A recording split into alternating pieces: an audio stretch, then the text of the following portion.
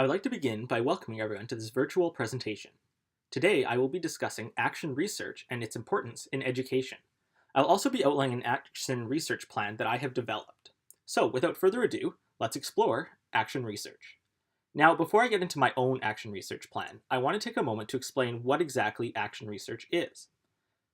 According to the definition, action research is either research initiated to solve an immediate problem or a reflective process of progressive problem solving led by individuals working with others in teams or as a part of a community of practice to improve the way they address issues and solve problems.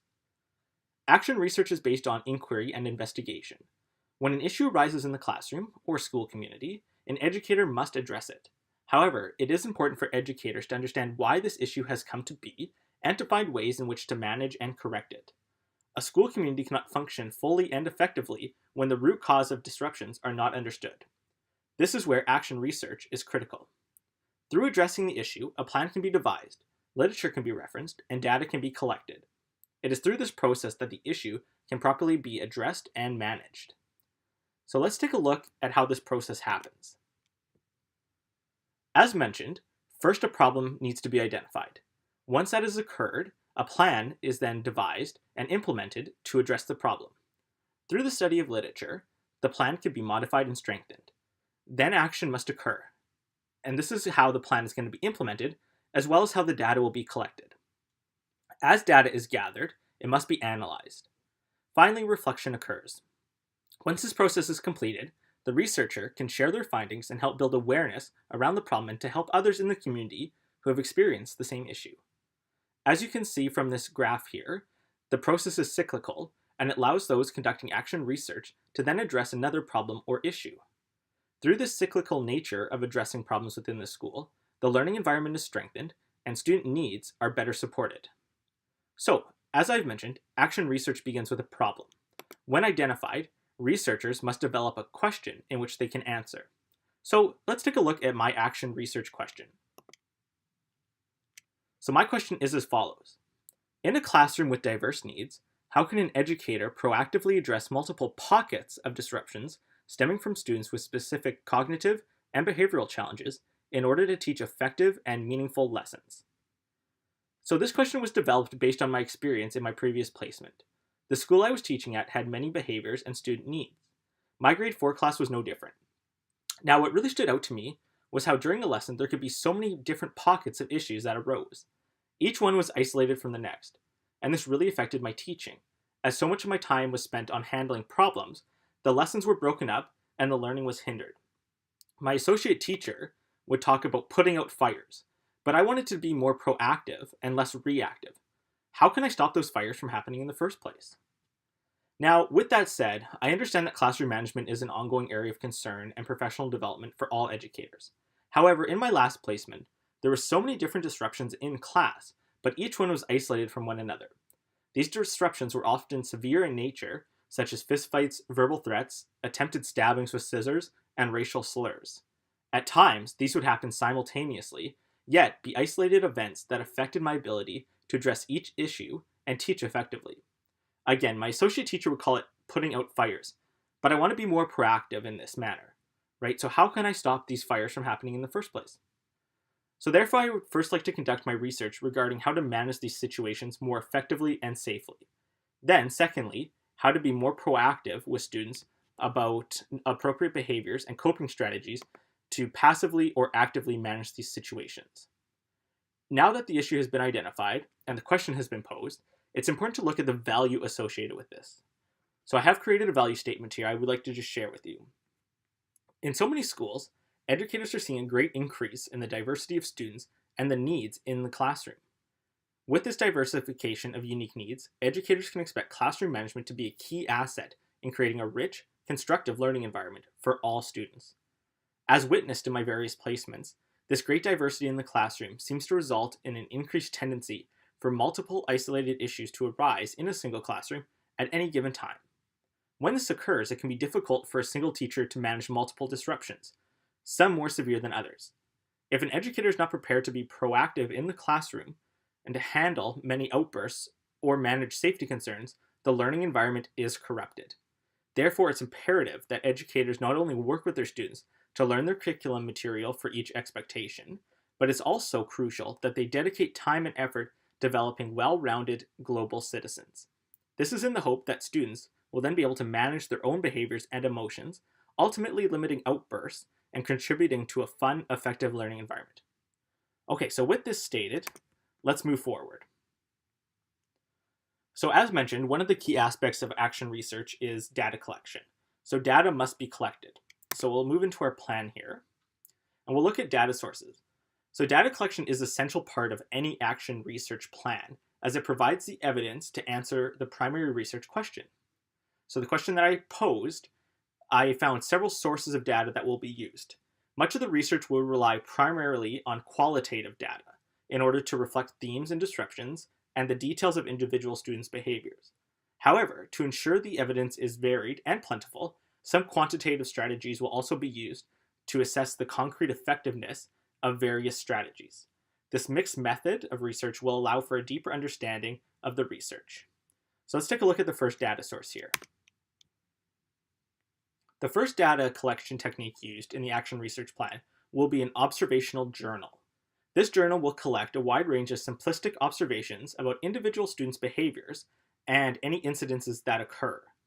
The details of the behavior will be cataloged within this journal, as well as any antecedents or classroom context. The second data source is going to be student interviews. These interviews will occur with students after a disruptive behavior or incident has occurred. Collecting this data will allow for greater insight into the student's thought process and allow for discovery of any reoccurring themes.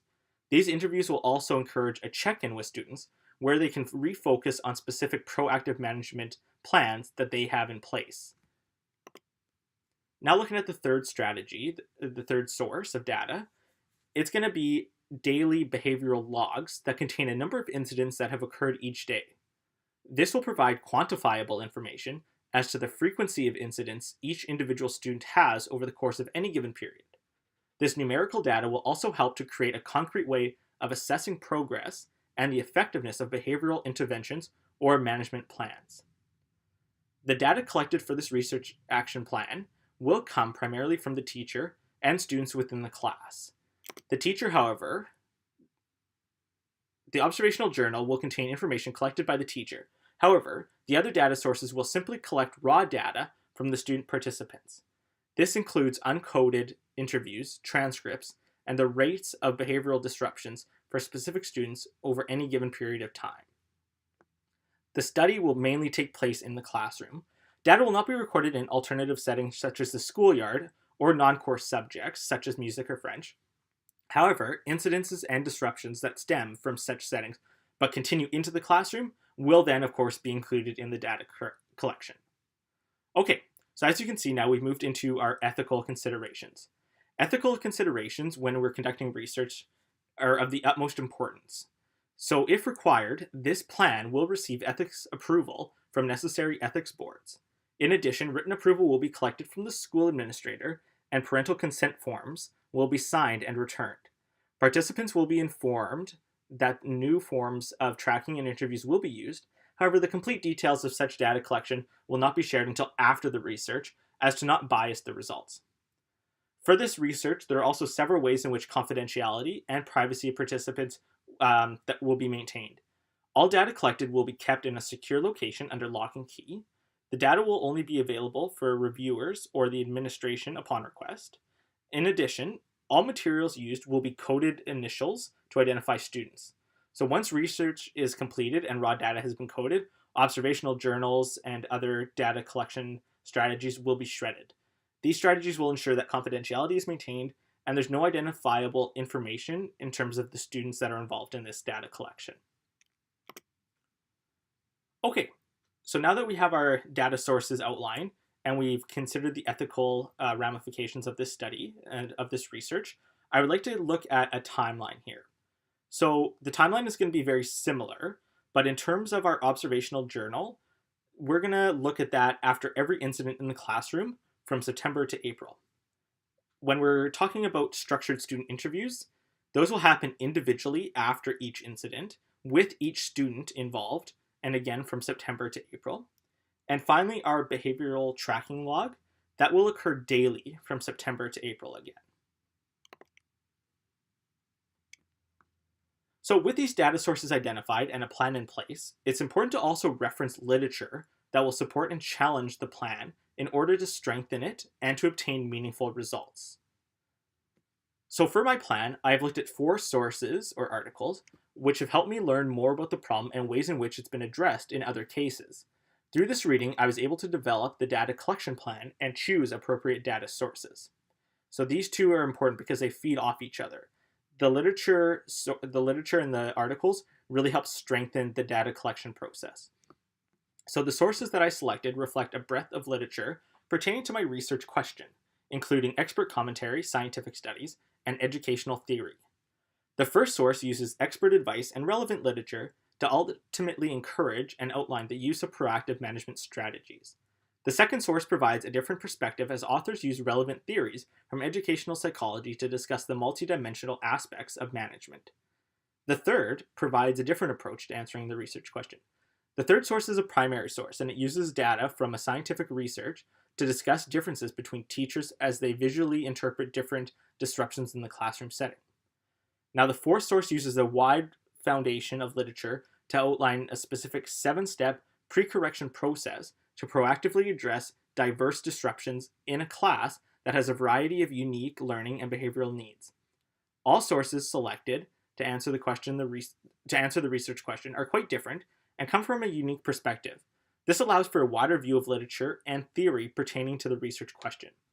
Despite being different, the sources have several thematic commonalities, such as the proactive approach to management and the multifaceted nature of disruptions that will be helpful when gathering cohesive literature.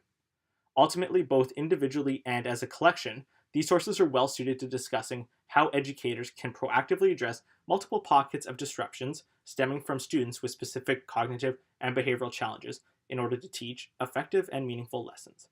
And for those of you listening at home, I will have those sources available for you at the end of the presentation. Now, as this action plan has not been put into place yet, I do not have results that I can share at this time. However, when the plan is implemented and data is collected, it will be organized and analyzed in order for me to take appropriate action in the classroom. So this leads me to the final point of the presentation. Why does this all matter? What is the importance of this? Why build and implement an action research plan?